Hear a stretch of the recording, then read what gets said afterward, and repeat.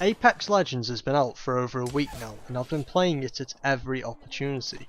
I think it's an amazing addition to the Battle Royale genre, and I'm now starting to feel very comfortable with the game and its core mechanics. As such, I've decided to make my own video which outlines what in my opinion are the 10 most important tips for beginners to this game. If you do enjoy today's video, please leave me a like and also subscribe.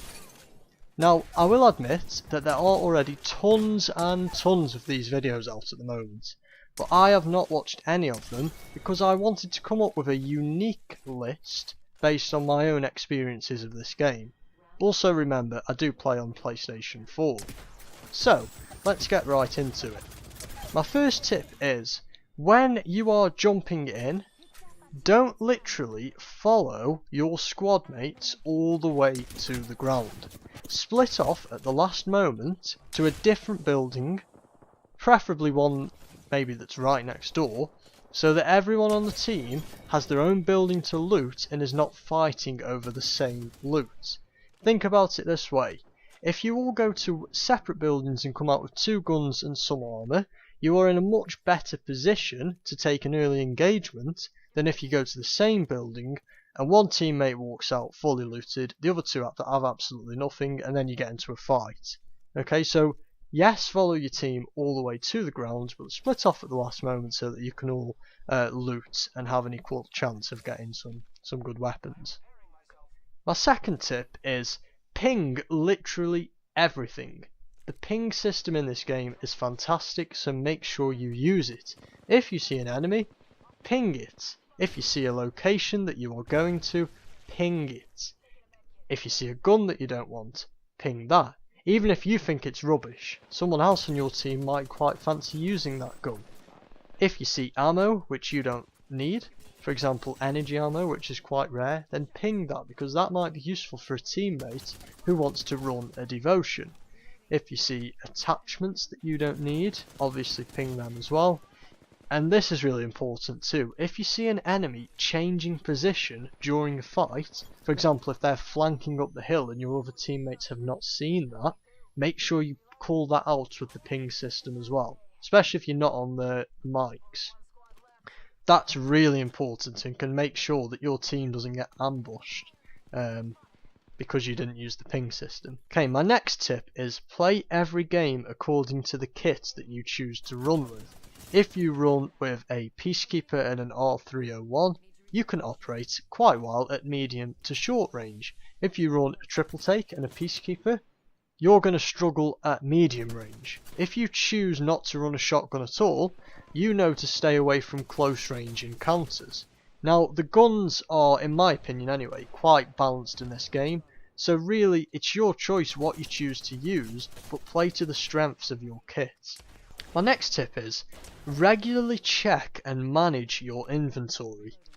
For example, do you have an attachment in your inventory which is taking up a slot that you don't actually require? Maybe you could ping it and then drop it in case another teammate needs it. Do you have too much health and not enough shields? Okay, you need to make sure you've got enough of both, because you might have loads of health but you need shield regeneration. Which attachments do you need? Ping that on the screen where you can, underneath your gun, where you can ping different things there. Do you have enough ammo for both of your weapons? Are you using the same ammo type for both weapons? And if you are, have you got enough of that one type of ammo? The list goes on, but keep managing and checking your inventory, especially in when you're first starting out on this game, because you'll get halfway through a match. You'll keep thinking, I've got no more space in my inventory, and then realise you're actually carrying 5 things you don't actually need. So get on top of this early. Okay, my next tip is pick the legend you like and feel comfortable with.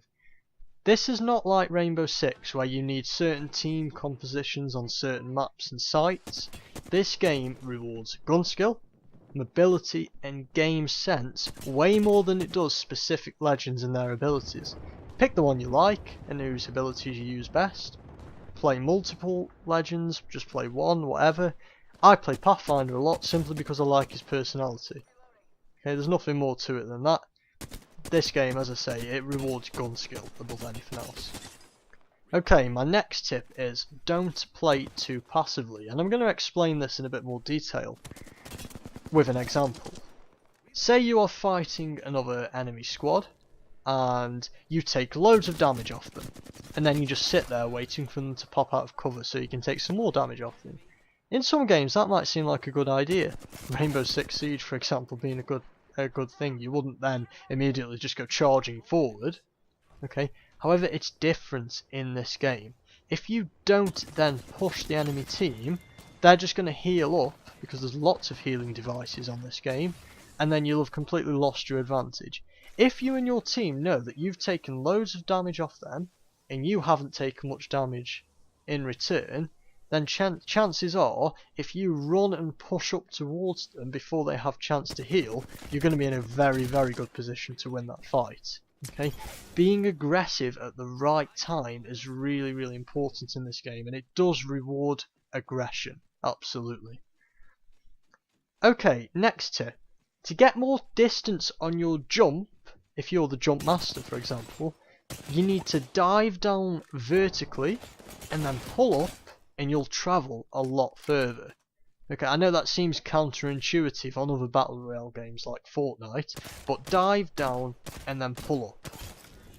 Next thing, and this is still part of this this tip, which is number 7, never go to places that you have already passed in the battleship, because chances are enemies will have already started looting there before you have even landed. Your objective as Jumpmaster is quite simple. Pick a location early and get there before anyone else. And clearly, if you decide, actually, let's drop there, even though we passed it 5 seconds ago, unless you are lucky enough to go to a building no one's been to yet, your whole team will end up dead and you probably won't even get a gun. Okay? And also, within this tip, don't relinquish the jump master because you're scared of the responsibility. I've got a few friends who do this, and they'll know who they are if they're watching the video. You need to learn how to jump to be the jump master. Okay, you need to learn how to hit the ground first before enemies. It's a core mechanic in the game. Okay, so don't relinquish it just because you're nervous about what other people will think of your choice. Pick somewhere on the map, anywhere you like, everywhere on the map's viable. Go there, get there early. Simple as that. Okay, next tip, and this is crucial, one of the most important tips in the video. Loot enemy drop boxes, or death boxes, sorry, only when you have eliminated the whole squad, and make sure you do it quickly. Okay, now I've got a set routine for this, and I would certainly recommend that you follow this routine yourselves. Okay, when I've killed a whole squad, or me and my team have done that, sorry, because it's not always just me, go to the death box, open it up, and I am looking for armor upgrades. That's the first thing I'm looking for. Then I'm looking for healing devices, should I need them, and then finally I might be looking for attachments, okay, such as for the precision choke for the Peacekeeper, which is crucial to making that gun brilliant. Okay, don't stand there debating for ages over, oh, I might take that gun could be quite good, but there again, I don't mind the gun I've got. Don't have that debate. This game, okay, in this game, sound is massive. If you've just won a fight against another squad, brilliant, but I guarantee there will be another team just around the corner who've heard what's going on and want to take the opportunity that they know will be there because you're probably looting the team you've just defeated. Be really quick, learn to scroll down, grab the stuff you need, and then move on quickly. Now, next tip. If you've got potato aim, like me sometimes, then try to pick guns with low recoil and big magazines. My favourite right now is the Spitfire. It's very easy to hit your shots because it has low recoil. It has a massive magazine. Okay, so you can keep firing for a longer time, and with a few attachments this gun is absolutely fantastic at any point in the game.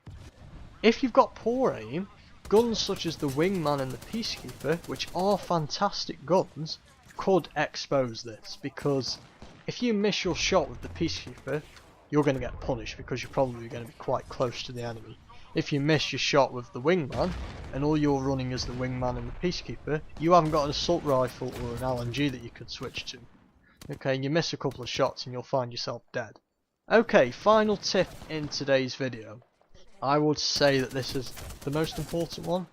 don't focus on finishing off downed players when you are in the middle of a gunfight with a squad.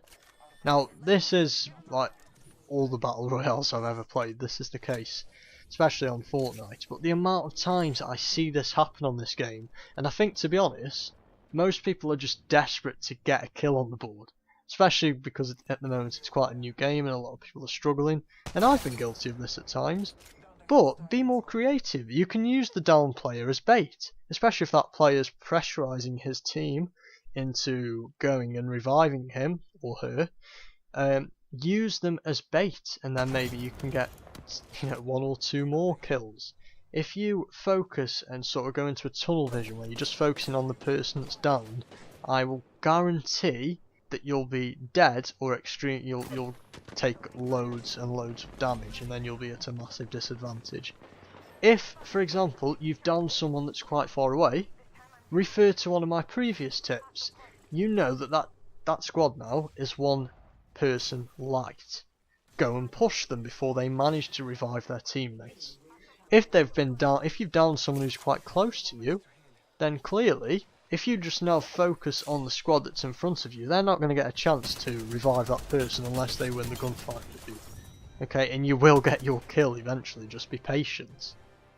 Okay, so that's going to do it for today's video. I do hope you find these tips helpful when you next play Apex.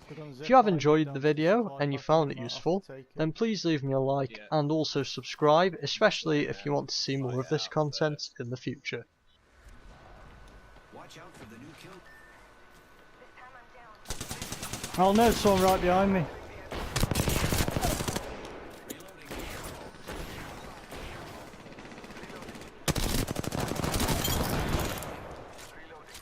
One more. There, they're coming in now. They're up there. Yeah.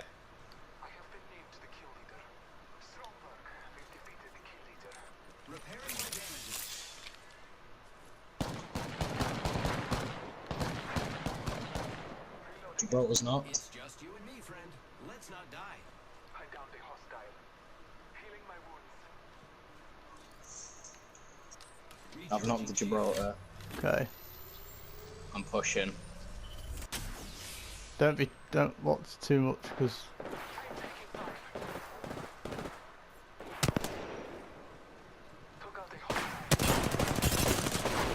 he's very weak. Yes, get in.